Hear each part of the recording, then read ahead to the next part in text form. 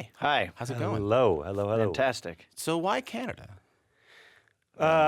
Well, in the original film, the troopers are like in a spot where there's not much crime, right? So there's not a lot to do. So they play pranks and do kinds of other things to sort of entertain themselves. So when we were deciding between the Canadian border and the Mexican border, we thought, let's go with the border that there's really no issue. Right.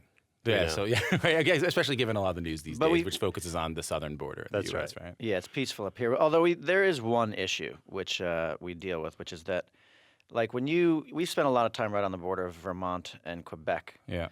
And I've always found it interesting that you go right over the border into Quebec.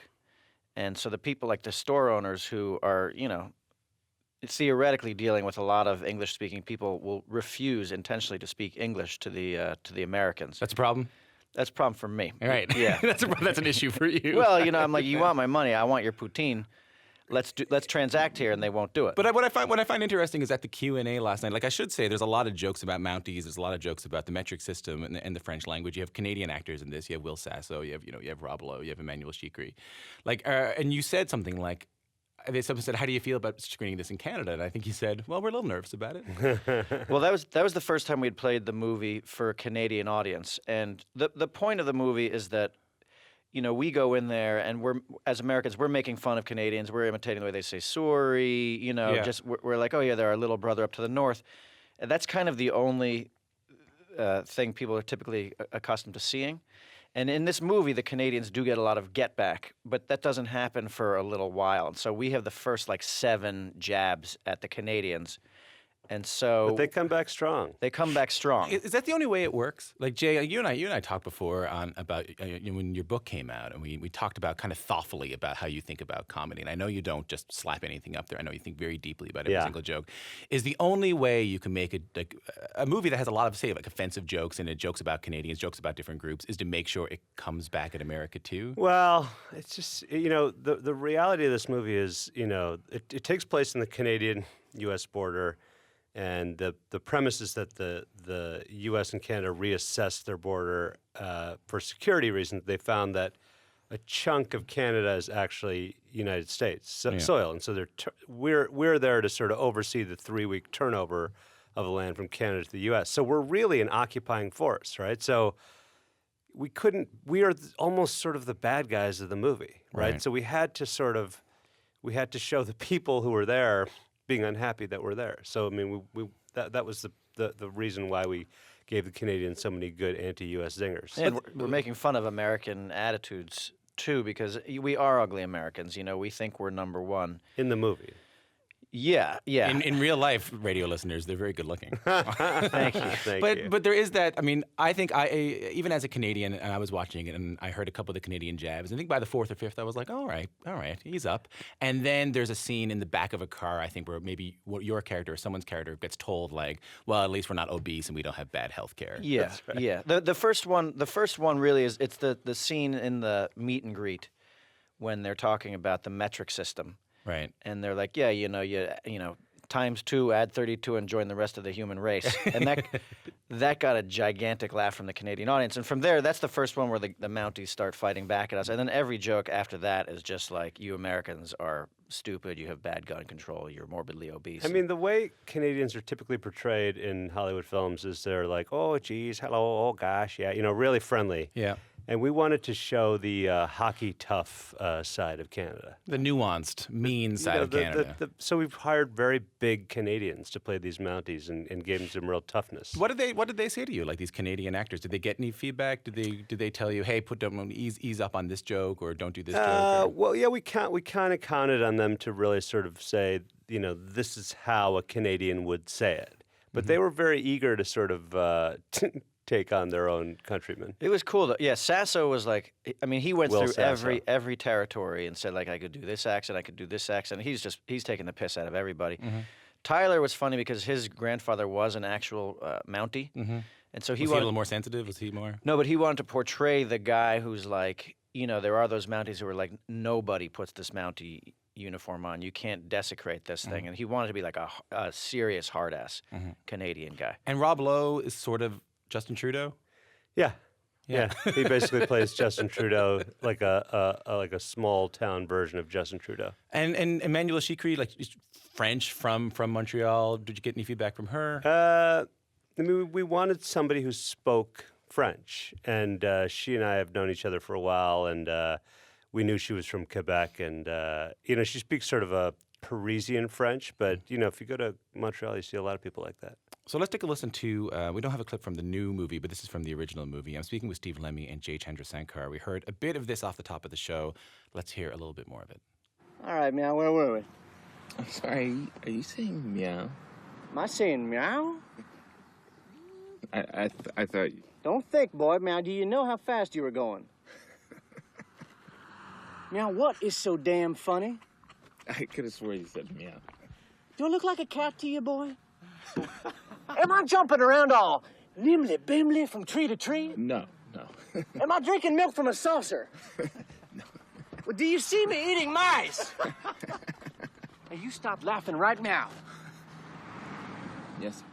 Can I spoil and say that comes up again? Is that all right? Sure, go ahead. I think you just did. I think I just did. So I think that scene comes up again. That's a scene from Super Troopers 1. We're talking about Super Troopers 2 right now. So I mentioned earlier the huge success you guys have with crowdfunding, $4.4 million, more than twice your target. Jay, were you surprised by this? Well, I was more relieved. I mean, there was, when we went to Fox and said, hey, we want to make the sequel, they said, why don't you guys raise the money? And we said, great. Okay. Right. And, we decided to crowdfund it, but that was a high-risk maneuver. Because, why is it risky? Well, you have to really master the exact message you're putting out as to why we're crowdfunding it, and you have to make, the internet can turn on you on a dime, right? So we had to put out images, video really, of us back in uniform and in character and in mustaches, and it had to look in a way that people would say, yeah, it feels close enough to the original that I'm willing to fund this, and I feel like if I don't fund it, it won't get made, and because if people didn't fund it, then Fox would have looked at us and said, nobody wants to see it, guys. Right. And then the other financiers would have said, we're not going to give you money. I mean, it never would have happened if not for the crowdfunders. I mean, it's funny because, Steve, this isn't the first time you guys have, it feels like you guys are always up against it. Like the first Super Troopers 2 was also, almost didn't get made, right? Yeah, I mean, that one we brought around to every studio. George Clooney was our original executive producer on the first Super Troopers, and he got us in the door at every place. We went and met with every president. And everybody said, okay, so how much do you need for that movie? $5 million. And who's acting in it? We said, we are. And who's directing it? He is. And they're like, and is George going to act in the movie? We're like, no, he's not. And they're like, okay, guys, they'll take it easy. Mm-hmm. But then they'd often point to they'd say, here's the scene, this meow scene, where all these meows, like, what does this even mean? We don't understand this. And everybody passed on the movie. And finally, this one investor gave us $1 million to make it. And we sold it at the Sundance Film Festival to Fox. Is there a lesson, not to get too heady so early in the morning, but is there a lesson here? Like you had something you believed in, and then you had to fight to get it made, then it has success, and you still have to fight to get the sequel made? The lesson really is that, if you have a story you want to tell and you think it's good, don't be dissuaded by no, because show business is all no's. It's like a big cloud of no. It's just a relentless no. Yeah. But if you keep on pushing, you can get it made. You can make it happen. Yeah, a lot of people are waiting for someone to write them a check. You just have to do it yourself, even at the highest level. Even Steven Spielberg is hustling to get things made. But it must be heartened because so many people would look for the funding of big companies and big presidents. It must be something very heartening, Steve, about getting it from the people who actually enjoy the film. I think it is incredibly humbling. We were anxious. We didn't really want to go hat in hand to anybody, but we did, and it was incredibly satisfying to have it be with the fans. And now we're connected with the fans in such a legitimate way because we're having these screenings. People come up to us on the street, and we had them come visit the set, and you're looking at people without whom you could not have made the movie. I mean, they literally gave you their money to do it. And they have a certain ownership of it too. Like it wasn't just that they gave money and the film was made. They also got things out of it, right? They get things. They get like T-shirts and signed posters, and someone gets. Yesterday, a couple of people bid on the chance to chug beer against us. Oh, how'd you do? We beat them. Okay, good. Someone bought one of the cars, for $35,000. Somebody bought one of the patrol cars. We offered a $25 million prize. If for $25 million, one of us would sire an offspring for you. Oh, that's nice. Nobody went for it. No. No. That Kickstarter campaign didn't get picked up. I thought they Still would. available. I thought they would go for it just for the sheer excitement of not knowing which seed you were going to get. Which Super Trooper was going to have a child with you? Yeah. Is it possible? I wanted to ask you this before we go. And I know your time is tight. Would you guys set out to make a cult film? Is it possible to design a cult film? Well, no, we didn't. We certainly didn't do that. I mean, You wanted to make something for... No, we end up trying to make movies where we think that we laugh at each other's jokes. We didn't really think anybody would see Super Troopers. We just thought, everyone's making an independent film, we'll make one. Mm-hmm. But we had no sense that it would strike a chord with the audience and that they would sort of adopt it as their own. And that's really what happened. It was like a private joke that they knew about, and they told their friends, and then they told their friends, and that's how it became a cult.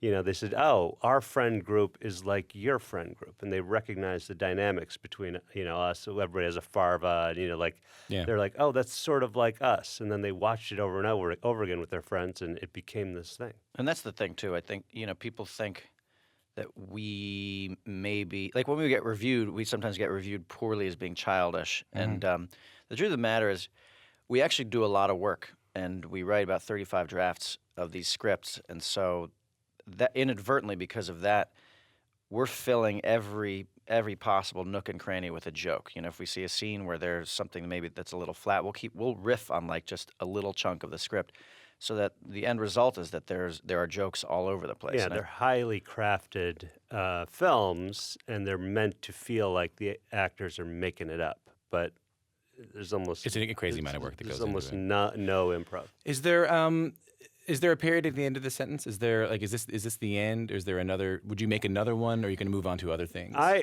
want to make Super Troopers 3 Winter Soldiers. Right. But none of the other guys want to shoot in winter. But I keep saying it, so I have a feeling it'll happen. And it must be heartening to know that like you have this fan base that will fund it no matter what. Well, we'd like to use the studio's money on the next one, but look, we'll see what happens. If enough people go to this sequel, then they'll make the third one. I mean, honestly, it's cool. It's like our philosophy has always been sort of family oriented, in that we have guys working on our movies now that have been with us since the first movie we made, Puddle Cruiser. Mm-hmm. The family is always growing. It really does feel like we're galvanized with the fans now. I mean, we're going to these events, and I mean, you're hugging people, and like the movie, the fanfare begins with the 20th Century Fox logo, and people are cheering, and it's a group effort, and so that's what I would miss about crowdfunding, is that ability to get out there and mix it up with the fans. Guys, thanks for coming in. Thank you. Thank you. Jay Chandrasekhar and Steve Lemme are two of the writers and stars of Super Troopers 2, which you'll be able to catch in theaters April 20th. 420. Wait a second. What's Hold that? on now. What's the significance of that?